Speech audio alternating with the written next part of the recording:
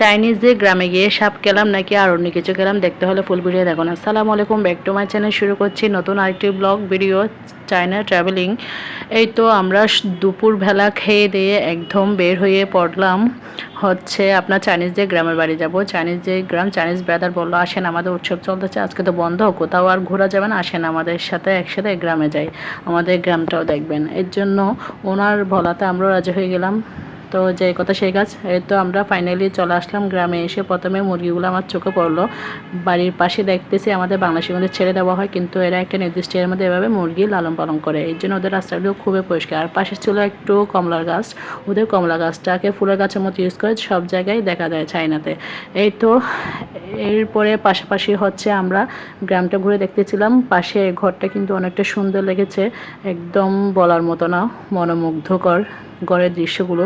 এর জন্য একটু ভিডিও করে নিয়ে নিলাম। এই তো এইখানে হচ্ছে এদের উৎসব, যেহেতু এদের খাবার দাবার আয়োজন চলতেছে, রান্নাবান্না চলতেছে, ঝাল বড়ার মতো একটা বানানো হচ্ছে। এরপর আসার পরে আমরা যখন খেতে বসলাম, ফার্স্টে আমাদেরকে গ্রিন টি দিল গরম গরম ছোটো ছোটো বাটি করে। এদের কিন্তু মেহমান আসলে কিন্তু প্রথমে কিন্তু এদের নাস্তা হচ্ছে গ্রিন টি। এই গ্রিন টিটা কিন্তু সারাক্ষণ থাকে। গ্রিন টিটা খেয়ে আমরা একটু রাস্তার মধ্যে হাঁটাচলা করতেছি, দেখতেছি। এটা হচ্ছে সিটি এলাকার আপনার আবাসিক এলাকার মধ্যে গ্রামগুলো।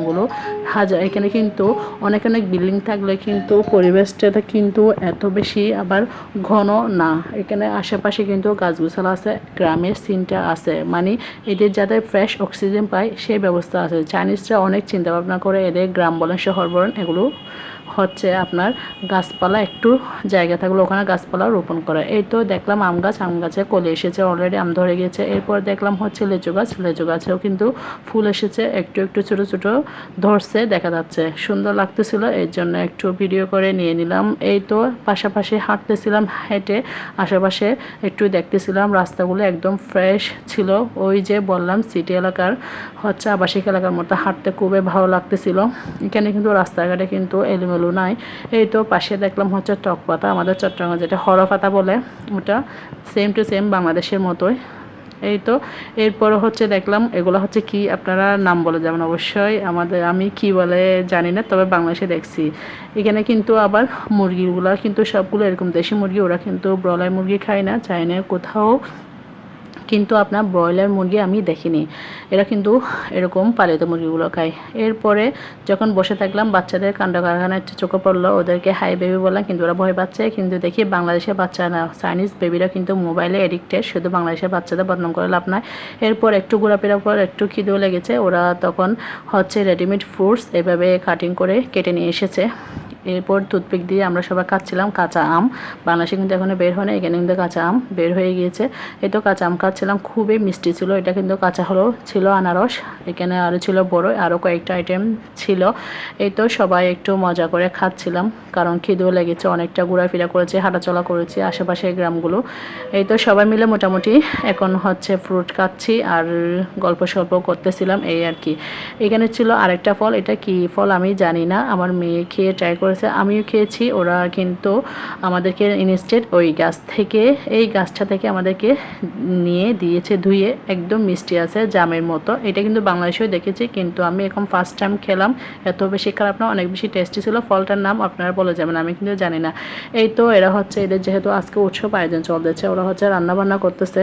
আমি বলতেছি ওদের কিছু কিছু হচ্ছে রান্না দেখেনি। এটা ছিল ঝাল বড়ার মতো, পাশে ছিল অক্টোপাসের, ছোটো অক্টোপাসের পা, তারপর ছিল মুরগির চর্বি, মুরগির চর্বিগুলো ফেলে দেবেন, তারপর ছিল শাকের মতো কি যেন একটা সবজি, এরপর ছিল ছোটো পিঠার মতো।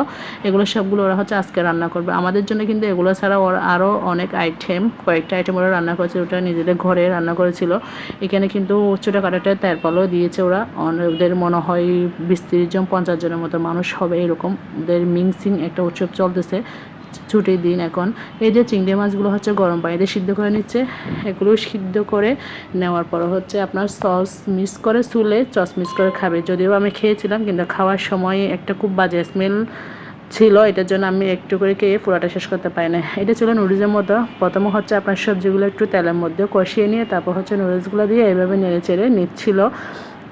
দেখতে কিন্তু খুব সুন্দর লাগতেছিল, খাওয়ার সময় কিন্তু অত বেশি টেস্ট লাগে নাই। যাই হোক, বাই দ্য ওয়ে, এরপর হচ্ছে ওরা রান্না করতে করতে আমাদের জন্য, আমরা পাশে হচ্ছে আমার চাইনিজ ব্রাদারের হচ্ছে চাচার ঘর ছিল, আমাদেরকে ডাকলো ওখানে। যাওয়ার জন্য গেলাম। ওই যে ঘরটা আপনাদেরকে ফার্স্টে ভিডিওতে দেখিয়েছিলাম, ওই ঘরটা ভিতরে ঢুকে দেখতেছি এটা ট্রিপ্লেক্স বাড়ি, খুব সুন্দর ছিল। এরপর ওখানে হচ্ছে ওরা যতটুকু পেরেছে আমাদেরকে আন্তরিকতা দেখিয়েছে, যতটুকু পেরেছে মেহমানদারি করেছে। এই তো প্রথমে গিয়ে হচ্ছে আমাদেরকে গ্রিন টি দিয়েছে। গ্রিন টি হচ্ছে এদের ঐতিহ্য, কোনো গেস্ট গেলে আমাদের সেই শরবত দেয়, চা দেয়, ওরা দেয় গ্রিন টি। এরপর দিয়েছে বিস্কিট, চকলেট বাচ্চাদেরকে, ওরাও কিন্তু বাচ্চাদেরকে খুব আদর করে। এই তো এরা কিন্তু রেডিমেড নাস্তা বেশি ইউজ করে, এরা কিন্তু হোমমেড খাবার কম খায়। যেখানে যায় ওদের দেখি চকলেট, বিস্কিট, রেডিমেড এগুলি খাবারগুলো থাকে, এগুলাই দেয় আর গ্রিন টি দেয়।